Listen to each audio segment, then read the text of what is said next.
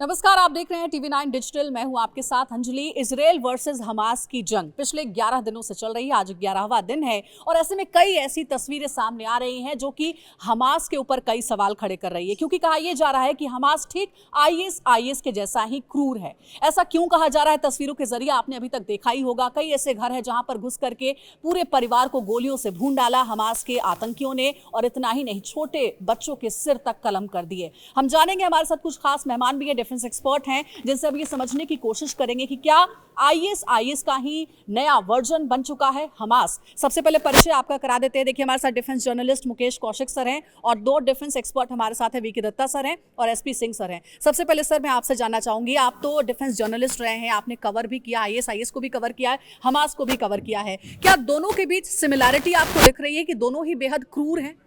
दरअसल मुझे ये लड़ाई हमास आईएस और इजराइल की नहीं लगती है जी। ये 7 अक्टूबर को जिस दिन हमास ने हमला किया था या हमास से कराया गया था, वो उसी दिन ये इससे जाहिर हो गया था कि जो वॉर है वो रूस यूक्रेन के थिएटर से शिफ्ट करके मिडिल ईस्ट में लाई जा रही है। तो इसके पीछे जो किरदार हैं वो बाइडन है, वो शी जिनपिंग है, वो पुतिन है। इसको हमास और आईएस तक सीमित करके हम इस जंग को बहुत सीमित कर रहे हैं। आज 11 दिन हो चुके हैं और इसके ख़त्म होने का नाम नहीं है। पिछले 2-2.5 साल पहले जब यूक्रेन और रूस की जंग शुरू हुई थी तो हमें लगता था कि 5-7 दिन में ख़त्म हो जाएगी, लेकिन यूक्रेन के पीछे बाइडन खड़े हुए थे और यहाँ पर हमास के पीछे ईरान और चाइना खड़े हुए हैं। इसको देखना होगा। ठीक है दत्ता सर, पैटर्न एक जैसा है। आईएस को कहा जाता था कि सबसे क्रूर आतंकी संगठन है, लोगों का सिर कलम कर देता था, बड़ी बेदर्दी और बेरहमी से हत्या कर देता था, वीडियो बना करके सार्वजनिक मंच पर लाता था। हमास भी ठीक ऐसा ही कर रहा है। क्या नया वर्जन बन चुका है आईएस का हमास? देखिए, ऐसा है कि हमास आईएस का एक कॉम्पिटिटर है। हमास का ये मुद्दा नहीं है कि हमने इजरायलियों को मारना है या इजराइल को ख़त्म करना है। उनका मुद्दा है कि पूरी दुनिया में खिलाफत लेकर आना, मतलब इस्लाम का रूल लेके आना। ये उनका मेन मकसद है। ये जो मुस्लिम ब्रदरहुड है इजिप्ट में, जो सुन्नी ऑर्गेनाइजेशन है, जो बैन कर दिया इजिप्ट ने, ये उनका ऑफशूट है। ये दत्ता सर, सवाल इसलिए भी उठ रहे हैं क्योंकि हमने देखा है कि हमास के लड़ाकों के बीच आईएस का फ्लैग भी देखने को मिला है। कई जगहों पर आईएस का झंडा लेकर के हमास के लड़ाके जंग में उतरे हैं। इसलिए कहा जा रहा है कि कहीं ऐसा तो नहीं है कि हमास के साथ मिलकर के आईएस के भी कुछ लड़ाके लड़ रहे हैं? बिल्कुल संभव है। और मैंने आपको पहले ही बताया कि ये हमास और आईएस का एजेंडा एक ही है। इजराइल तो एक बहाना है। वो कोई भी जो नॉन इस्लामिक हैं उनको ख़त्म करो, कत्ल करो, ये इनका मेन एजेंडा है। और एजेंडा क्या है फाइनली? कि पूरा एक इस्लामिक खिलाफत बनाने का, ठीक है, ताकि पूरी दुनिया में इस्लाम का रूल हो जाए। तो ये इनका मेन मुद्दा है।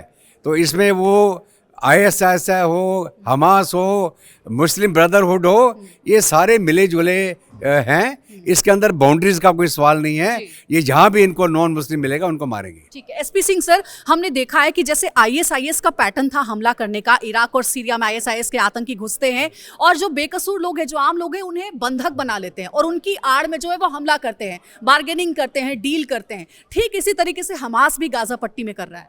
बिल्कुल। और ये आप ये मान के चलिए कि ये हमास तक नहीं रुकेगा, क्योंकि हमारे विश्व में क्या है, इस समय सभी देश और स्पेशली यूएन जब ये टेररिस्ट अटैक करके चले जाते हैं, जब इनके ऊपर काउंटर अटैक होता है सिविलियन की आड़ में, तो हम बड़े हल्ला मचाते हैं, शोर मचाते हैं कि सिविलियंस को बचाओ, सिविलियंस को बचाओ। हम उस देशों को कहते हैं जो वापस काउंटर अटैक, जैसे इजराइल कर रहा है, लेकिन हमास को कुछ नहीं कहते। तो ये जो दोहरी राजनीति चलती है कि टेररिस्ट ऑर्गेनाइजेशन हम कुछ नहीं कहेंगे, ना हम कुछ कह पाएंगे, क्योंकि रामदास जी दिनकर की एक छोटी सी कविता को सुनाता हूँ। क्षमा शोभती उस भुजंग को जिसके पास गरल हो, उसको क्या जो दंतहीन विषहीन विनीत सरल हो। तो यूएन की आज ये हालत है। ये ऐसा भुजंग है, ऐसा सांप है जिसका दांत है ना विष है, तो कौन किसी सुनेगा? और ये बात टेररिस्ट ऑर्गेनाइजेशन में जानती है। इसी बात का फायदा उठा के ये टेररिस्ट ऑर्गेनाइजेशन बढ़ती जाएंगे। और जैसा जनरल दत्ता ने भी बोला, वो एक चाहते इस्लामिक खिलाफत बनाना चाहते हैं। तो ये नए पैदा हो जाएंगे। यानी कि हम ये कह सकते हैं कि हमास जिस तरीके से हमले कर रहा है, जो क्रूर और बर्बर चेहरा दिखा रहा है, आईएस के रास्ते पे ही चल रहा है। बिल्कुल, ऐसे और बनेंगे अभी सामने, जब तक पूरा विश्व खड़ा होकर इन टेररिस्ट ऑर्गेनाइजेशन को खत्म नहीं कर देगा।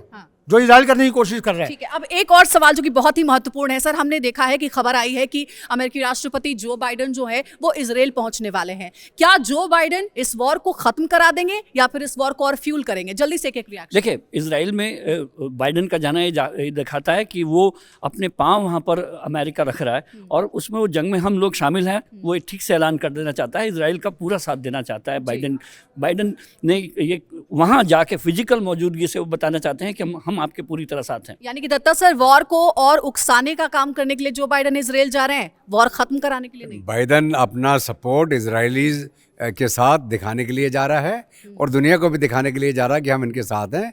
वो जैसे यूक्रेन कितनी बार गया, वो आपको याद होगा, उसी प्रकार अभी इजराइल आ रहा है, क्योंकि इजराइल यूक्रेन से ज़्यादा इंपॉर्टेंट है यूएस के लिए। अमेरिका इजराइल की दोस्ती तो उसी समय समझ में आ गई थी जब अमेरिका ने अपने सबसे शक्तिशाली युद्धपोत को इजराइल के लिए इस वॉर में दे दिया। क्या लग रहा है जो बाइडेन क्या बातचीत करने वाले नेतन्याहू से?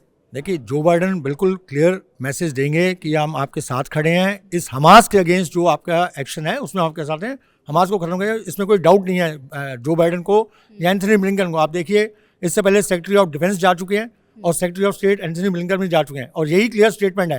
लेकिन एक छोटी सी स्टेटमेंट आपको दिखाना चाहता हूँ, आज उनका ट्विटर है एंथनी ब्लिंकन का, उन्होंने बड़ा क्लियरली फिर से इजराइल से रिक्वेस्ट किया है कि जो यूएन एड जारी है उसके लिए रास्ता बनाइए ताकि जो सिविलियंस हैं उनको मिल सके, लेकिन आपकी जंग जो है हमास के साथ जारी रहे, हम आपके साथ हैं। ठीक है, बहुत शुक्रिया आप सबका हमसे बातचीत करने के लिए। तो इजराइल एक छोटा देश जरूर है लेकिन बहुत ताकतवर देश है और हमास ने उससे उलझने की गलती कर ली है। ये मानकर चलिए कि युद्ध अभी खत्म नहीं होने वाला है, क्योंकि अब इसमें कई देशों का इन्वॉल्वमेंट भी सामने आ गया है। बाकी वॉर से जुड़ी हर अपडेट TV9 भारतवर्ष आपको पहुंचाता रहेगा। फिलहाल इस वीडियो में इतना ही।